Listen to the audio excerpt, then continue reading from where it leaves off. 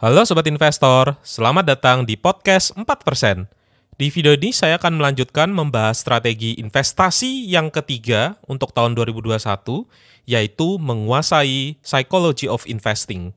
Saya akan bagi strategi ketiga ini menjadi dua bagian dan dua video, yaitu kapan waktu yang tepat untuk membeli dan kapan waktu yang tepat untuk menjual investasi, terutama yang berbasis saham, baik saham individu maupun reksadana saham. Pada episode kali ini, saya akan membahas terlebih dahulu kapan saatnya menjual investasi, karena sampai minggu ini, IHSG turun lebih dari 8% dalam satu minggu. Dan saat ini sudah kembali meninggalkan level 6.000, terakhir ditutup di 5.800. Sepanjang minggu, saya mendapatkan pertanyaan terus-terusan dari sobat investor yang menanyakan kapan saatnya menjual investasi karena takut turun lebih dalam. Di samping itu saya akan memberikan update singkat terkait portfolio dana pensiun saya di Bibit yang pada minggu ini turun lebih dari 60 juta. Dan yang terakhir, saya akan menjawab beberapa pertanyaan dari sobat investor sekalian.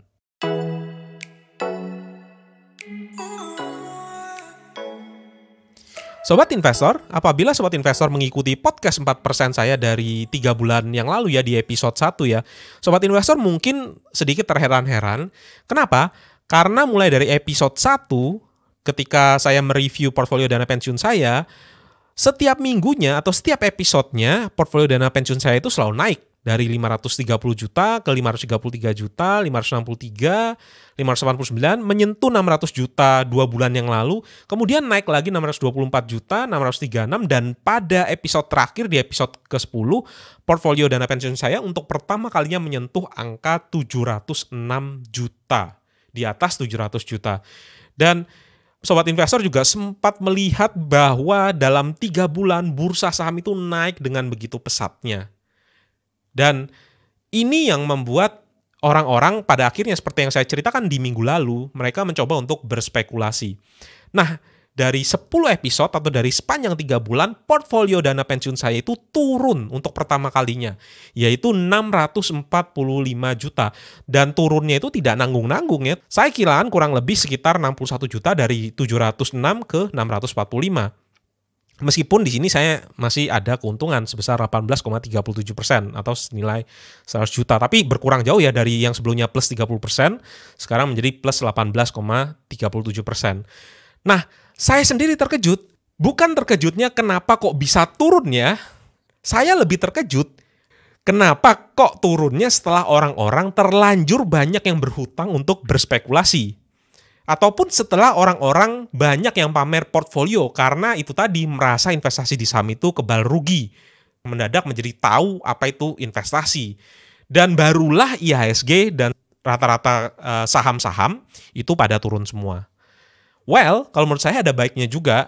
Banyak dari kita yang akhirnya menjadi humble, menjadi down to earth, dan yang tidak kalah pentingnya adalah timeline dan story saya di Instagram sekarang sudah mulai bersih dari orang-orang yang sering pamer keuntungan, pamer portfolio, dan sebagainya. Oke, dan semoga dengan penurunan ini selaras dengan apa yang saya katakan di minggu lalu ya, bahwa investasi di reksadana saham maupun di saham individual itu akan sangat penuh dengan volatilitas dalam jangka pendek, baik naik maupun turun. Sehingga kita perlu mindset jangka panjang agar bisa disiplin dan tidak tergiur untuk berspekulasi, melakukan market timing, dan sebagainya. Dan ini yang perlu namanya psychology of investing. Psychology of investing inilah yang nanti akan kita bahas di video ini dan di video minggu depan ya. Nah, sebelum kita masuk ke arah psychology of investing, kita akan kembali untuk melihat review dari portfolio dana pensiun saya. Nah, bagi sobat investor yang memang masih baru, ini adalah podcast 4%, podcast yang menceritakan perjalanan investasi dana pensiun saya, dan di sini sengaja saya bukakan agar sobat investor bisa melihat, bisa mereview sendiri apa yang saya lakukan agar saya bisa memenuhi target dana pensiun saya. Oke, kita akan coba lihat komposisi dari dana pensiun saya, dan kita bisa lihat di sini saya menggunakan yang namanya Robo-Advisor untuk dana pensiun saya. Di mana di Robo-Advisor ini saya memakai profil resiko ke-10, dan profil resiko ke-10 ini sebenarnya kita bisa ubah-ubah ya. Untuk saya sendiri karena memang ini untuk jangka panjang yang lebih dari 10 tahun, maka saya fine-fine aja untuk memakai portfolio agresif, yaitu di level 10 ini reksadana pasar uangnya alokasi 10%, 20% untuk obligasi, dan 70% untuk reksadana saham. Dan kita akan coba masuk saja satu persatu, kita akan lihat sekilas. Ini adalah komposisi saya. Yang paling dominan di sini adalah reksadana saham, di mana alokasinya itu adalah 86%. Turun cukup banyak ya, dari mungkin sekitar 89 turun ke 86%. Alasannya ya karena nilai dari reksadana saham saya secara total itu menurun karena turunnya IHSG dan saham-saham yang ada sepanjang 1 minggu ini. Kemudian di obligasi alokasi saya adalah 11%, dan di pasar uang alokasi saya adalah 3%. Dan target saya sebenarnya adalah saya akan berusaha untuk tetap nabung rutin, mengikuti robo, sehingga nantinya masing-masing dari alokasi saya ini akan mengikuti pasar uang, obligasi, saham, yaitu 70, 20, 10. Sehingga nanti ketika saya akan top up nabung rutin saya, nanti si robo akan memilihkan ke instrumen reksadana obligasi maupun reksadana pasar uang, karena memang alokasinya masih belum penuh di sini. Kita akan coba lihat satu-satu ya. Untuk reksadana pasar uang sendiri tidak terlalu banyak perubahan ya. Sukor Invest Money Market Fund, keuntungan saya totalnya adalah sekitar plus 0,98% dengan nilai asetnya, nilai portfolio pasar uang itu sebesar 18,9 juta. Oke, untuk reksadana obligasi sendiri agak sedikit banyak produknya. Yang pertama adalah Skurder Dana Mantap Plus, ini dipilihkan oleh Robo-Advisor. Alasannya adalah karena nabung rutin saya ketika diarahkan ke reksadana obligasi itu sudah tidak bisa lagi membeli ABF Indonesia Bond Index Fund. Dan saya ikuti saja.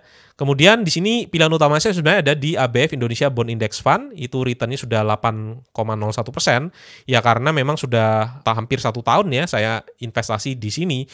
Dan sebenarnya yang paling banyak itu ada di Majori Sukuk Negara Indonesia, di mana nilainya itu adalah 56 juta. Nah, kenapa kok bisa banyak di Majori Sukuk Negara Indonesia? Karena saya mendapatkan banyak cashback dari sobat investor yang baru join di Bibit yang menggunakan kode referral Dodi Bicara Investasi. Jadi bagi sobat investor yang ingin berinvestasi, silahkan gunakan kode referral Dodi Bicara Investasi. Sobat investor akan mendapatkan 25.000 dan saya juga akan mendapatkan 25.000. Kita kembali ke reksadana saham. Di reksadana saham sendiri saya memiliki 2. Yang pertama adalah Afris IDX30, berikutnya adalah BNI AM Index IDX30. Dan kalau tidak salah pada minggu lalu itu sudah sempat returnnya itu sampai plus 30% lebih ya, tapi pada minggu ini seperti yang kita lihat IHSG dan IDX30 itu turun sampai hampir 9%. Sehingga otomatis keuntungan saya juga turun pada saat ini, plus 22 dan 21% masing-masing. Oke, itu adalah review singkat saya mengenai portfolio dana pensiun.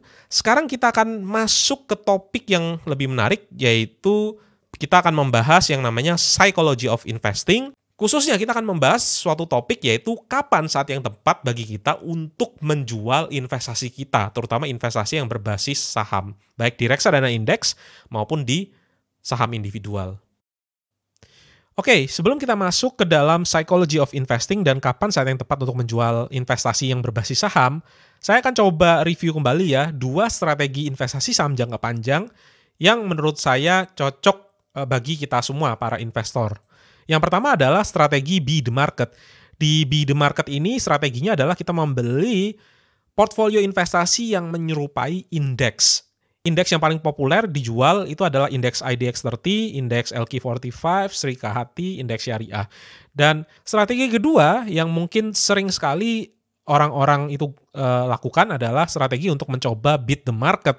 Dan strategi investasi saham yang bisa mencoba untuk mengalahkan market itu ada banyak sekali aliran ya. Tapi ada satu strategi yang saya yakini bisa untuk mengalahkan market, yaitu strategi value investing yang dipopulerkan oleh banyak tokoh investasi ya, seperti Warren Buffett, Charlie Munger, Seth Klarman, Benjamin Graham, dan juga Pak Lo Keng Hong. Apabila kita lihat di sini, apa sih sebenarnya perbedaan antara be the market dan beat the market? Kita bisa lihat di sini untuk be the market, ciri-ciri dari market itu apa sih? Kita harus tahu dulu. Yang pertama, ciri-ciri dari market itu adalah diversified. Artinya, ketika kita ingin menjadi the market, maka portfolio investasi kita tuh harus diversified. Untuk IHSG sendiri ada 700 saham, untuk IDX30 itu adalah 30 saham. Strategi investasi yang cocok itu adalah dollar cost averaging, karena kita ingin menjadi rata-rata, jadi kita tidak perlu membeli sesuai dengan timing, karena kita ingin return kita itu sama dengan market. Nah, untuk strategi kedua, strateginya itu adalah strategi beat the market. Dan bagaimana caranya? Ada dua sebenarnya caranya. Yang pertama adalah kita beda dari market.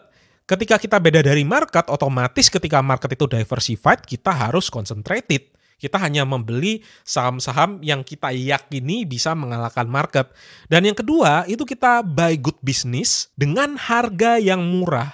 Berarti bukan dengan dollar cost averaging.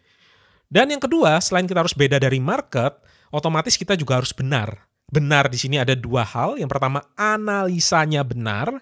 Analisa terhadap bisnis itu benar.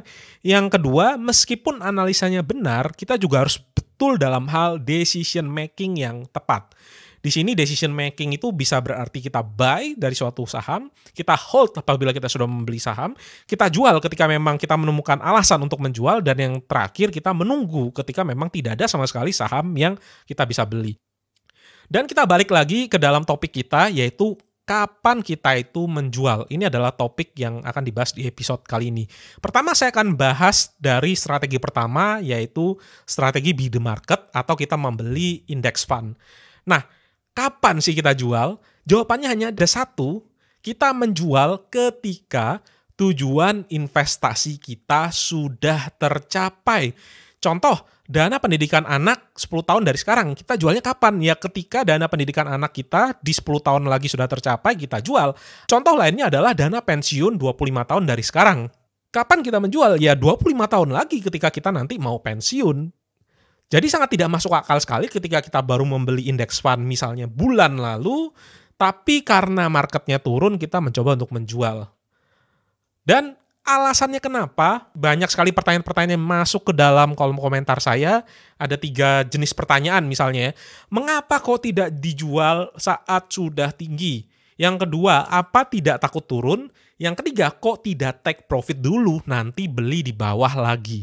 Dan saya akan mencoba untuk membahasnya dengan menunjukkan pertumbuhan perekonomian yang ada di dunia yang digambarkan biasanya dengan GDP atau Gross Domestic Product. Dan kita bisa lihat ini adalah GDP dari keseluruhan yang ada di dunia. Mulai dari tahun 1960 sampai 2019. Dan apa yang kita lihat di sini ternyata ya GDP dari seluruh dunia itu tetap naik meskipun ada berbagai macam masalah atau problem yang terjadi.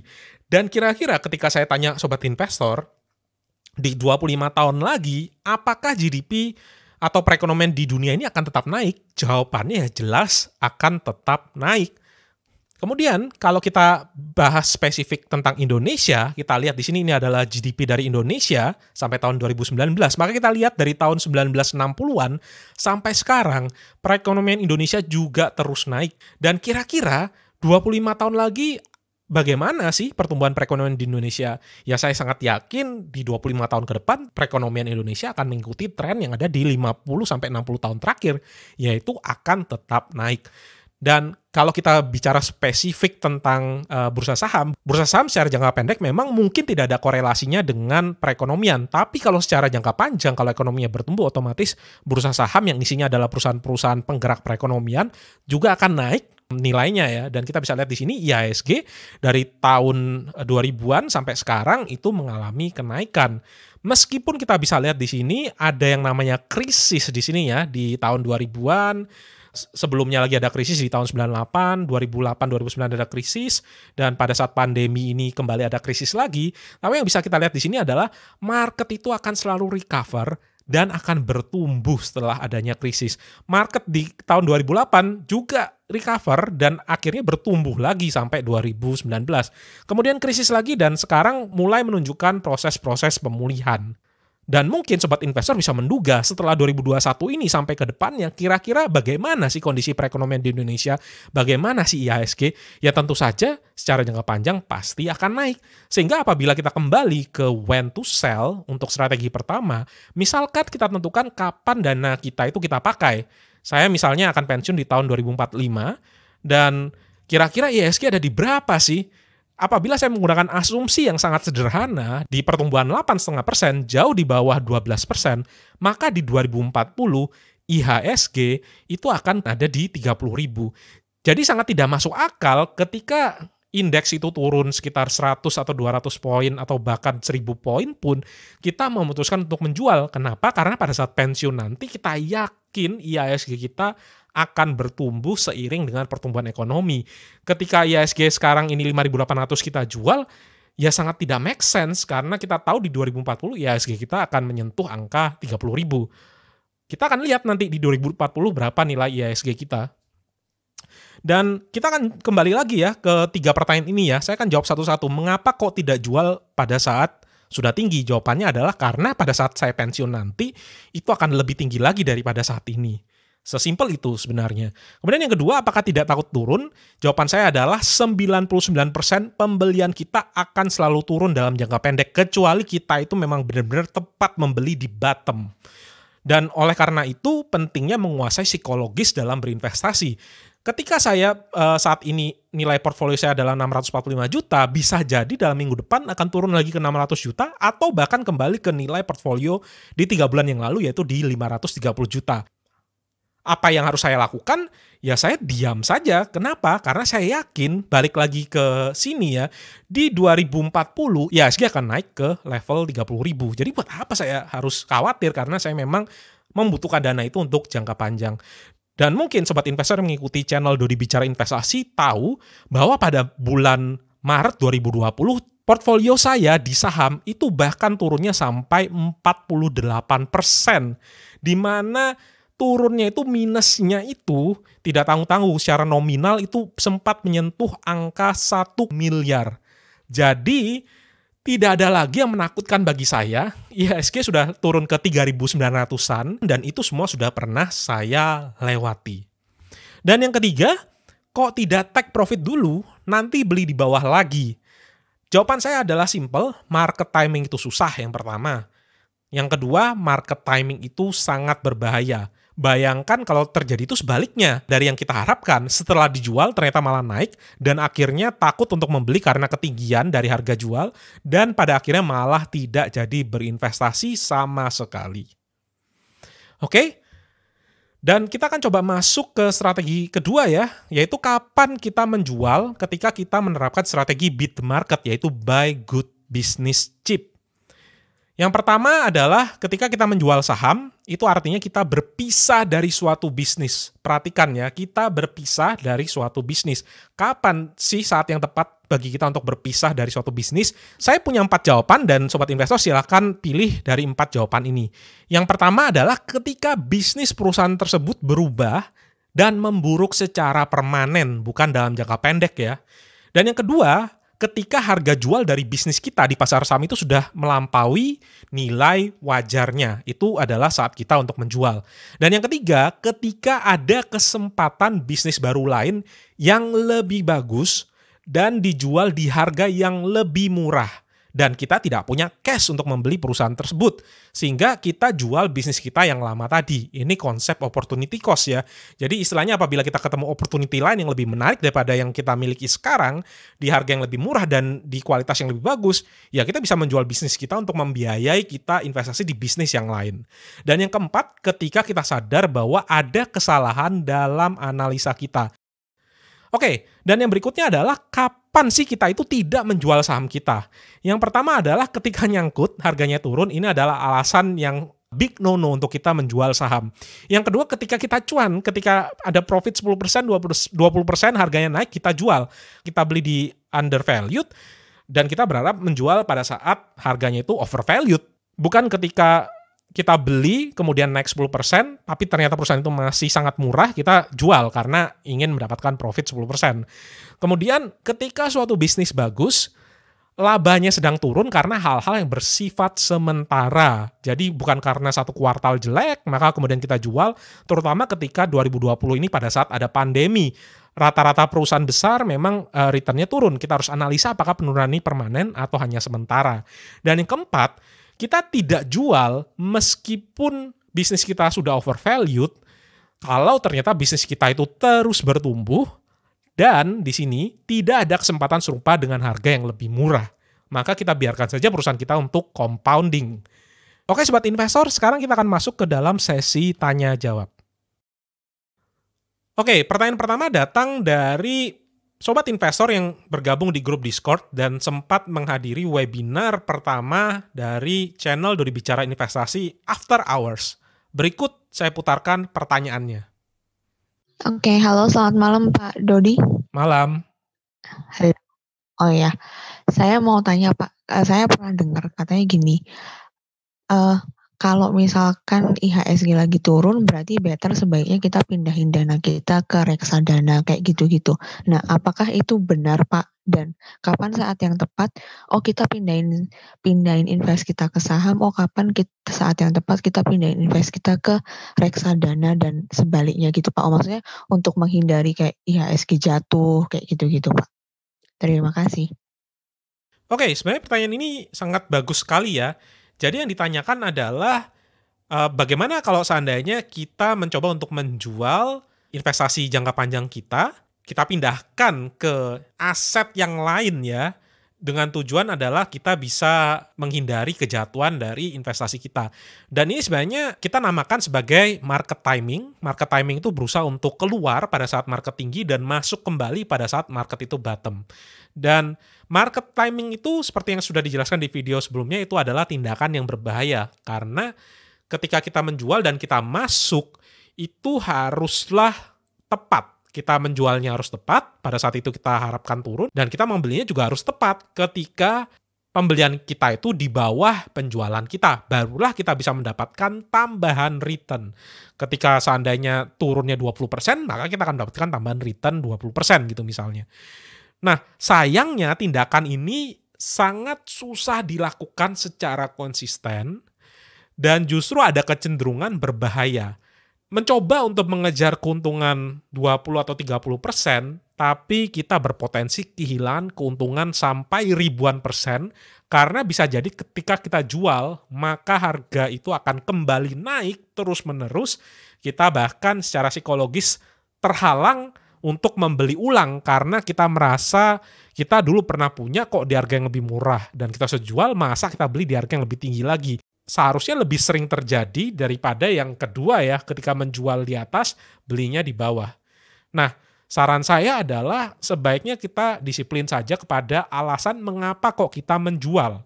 Kita menjual bukan karena ketika akan turun ataupun sudah turun, tetapi kita menjual karena alasan-alasan yang sudah disebutkan di video.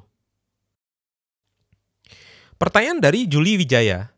Bang mau tanya, saat ini kan CAGR reksadana saham BNI AM Index IDX30 itu minus 4,37% pada saat pertanyaan ini dituliskan ya. Kalau seandainya beli sekarang bisa minus lagi enggak? Serta untuk kedepannya gimana Bang? Oke, terima kasih atas pertanyaannya.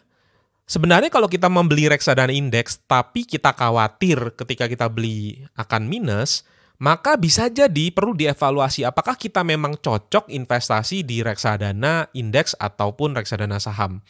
Karena sepanjang perjalanan investasi, mau beli di harga berapapun, suatu saat akan minus. Kecuali memang kita itu beli di bottom dan kita tidak mungkin seberuntung itu. Nah silakan coba dipikirkan matang-matang sekali lagi ya, bisa jadi kita sendiri takut menghadapi minus, berarti memang toleransi resiko kita tidak cocok untuk berinvestasi di reksadana indeks. Saya sendiri, pada saat saya menuliskan jawaban tersebut ya, itu plus 30%, dan seperti yang Sobat Investor lihat, investasi di portfolio dana pensiun saya itu turun dari 30% menjadi 18%. Dan pernah ketika di bulan Maret, April, itu kurang lebih sempat minus lebih dari 15%, mungkin hampir 20% gitu ya. Jadi saya pernah kok merasakan yang namanya minus. Dan di portfolio saham saya itu sampai minus 45%. Seperti yang saya jelaskan di awal video. Oke, sekarang kita akan lanjut ke pertanyaan selanjutnya. Pertanyaan dari Indrawan Kesuma.